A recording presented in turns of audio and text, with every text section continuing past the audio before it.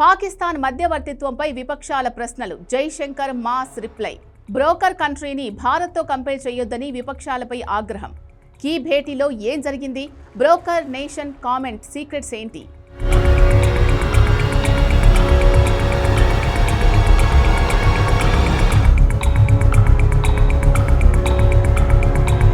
విదేశాంగ మంత్రులు మరో దేశం గురించి మాట్లాడేటప్పుడు చాలా జాగ్రత్తగా ఆచితూచి మాట్లాడతారు. శత్రు దేశాలపై విమర్శలు కూడా డిప్లొమాటిక్ గానే ఉంటాయి.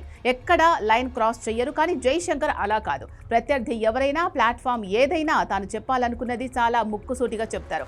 అవతలి వాళ్ళు ఎంత శక్తివంతమైన లీడర్లైనా జైశంకర్ ఆన్సర్స్ గన్ షాట్ క్లారిటీతో ఉంటాయి. మొహమాటాలు, ముసుగులో గుద్దులాటలు అస్సలుండవు. రష్యాతో స్నేహం విషయంలో అమెరికా, పాశ్చాత్య దేశాలకు జైశంకర్ ఇచ్చిన కౌంటర్లు ఇప్పటికీ ట్రెండింగ్లో ఉన్నాయి. అలాంటిది తన ముందు పాకిస్తాన్ను ఆకాశానికి ఎత్తితే చూస్తూ ఎందుకు ఊరుకుంటారు? ప్రశ్నలు లేవనెత్తిన వాళ్ల ముందే ఉగ్ర దేశాన్ని బ్రోకర్ నేషన్ గా అభివర్ణించి చెంప చెల్లుమనిపించారు. పశ్చిమాసియా యుద్ధం సంక్షోభంపై ఢిల్లీలో జరిగిన అఖిలపక్ష సమావేశం దీనికి వేదికైంది. ఈ భేటీలో పాకిస్తాన్ ఉద్దేశించి జైశంకర్ వాడిన బ్రోకర్ నేషన్ అనే పదం ఇప్పుడు ప్రపంచవ్యాప్తంగా హాట్ టాపిక్ అవుతోంది. అసలు ఢిల్లీలో జరిగిన అఖిలపక్ష సమావేశంలో పాక్ ప్రస్తావన ఎందుకు వచ్చింది? పాకిస్తాన్ బ్రోకర్ నేషన్ గా జైశంకర్ ఎందుకు విమర్శించారు?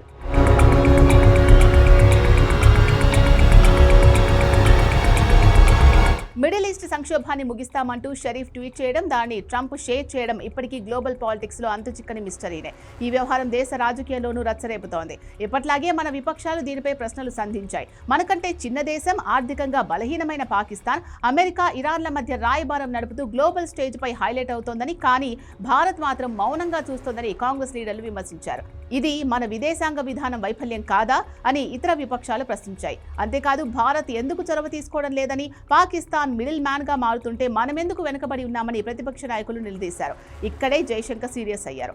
భారత్ పాకిస్తాన్ లాగా బ్రోకర్ కంట్రీ కాదని విరుచుకుపడినట్లు విశ్వసనీయ వర్గాలు తెలిపాయి. పాక్ మాదిరిగా ఇండియా మధ్యవర్తిత్వం బ్రోకర్ పనులు చెయ్యదు అని జైశంకర్ అన్నట్టు వివరించాయి.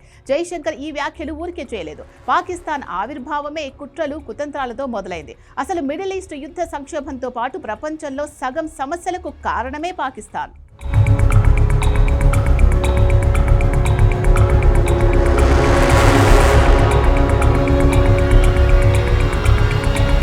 నిజానికి జైశంకర్ పాకిస్తాన్ బ్రోకర్ కంట్రీ అని అనడం వెనుక ఉన్న అసలు ఉద్దేశం మరియు దౌత్యపరమైన కోణాలు ఉన్నాయి.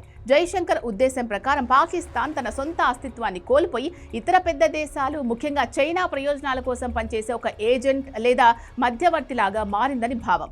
చైనా నుంచి అప్పులు తీసుకుంటూ వారి వ్యూహాత్మక అవసరాల కోసం పాకిస్తాన్ తన భూభాగాన్ని వాడుకోనిస్తోంది అనేది భారత్ వాదన.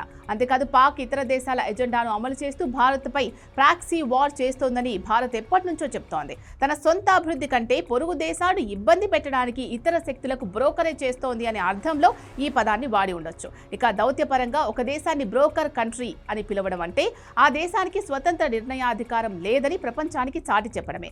అఖిలపక్ష సమావేశంలో ఇటువంటి ఘాటైన వ్యాఖ్య చేయడం ద్వారా సరిహద్దు భద్రత, జాతీయ ప్రయోజనాల విషయంలో ప్రభుత్వం ఎంత కఠినంగా ఉందో విపక్షాలకు, ప్రజలకు స్పష్టమైన సందేశం ఇవ్వడం కూడా ఒక ఉద్దేశం. దౌత్య పరిభాషలో ఇటువంటి పదజాలం వాడడం చాలా అరుదు.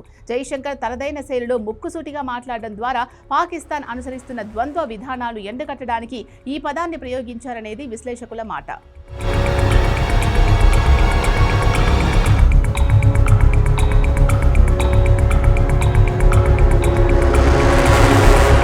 అందుకే జైశంకర్ ఆ దేశంతో భారత్ను కంపేర్ చేయొద్దని చెప్పారు.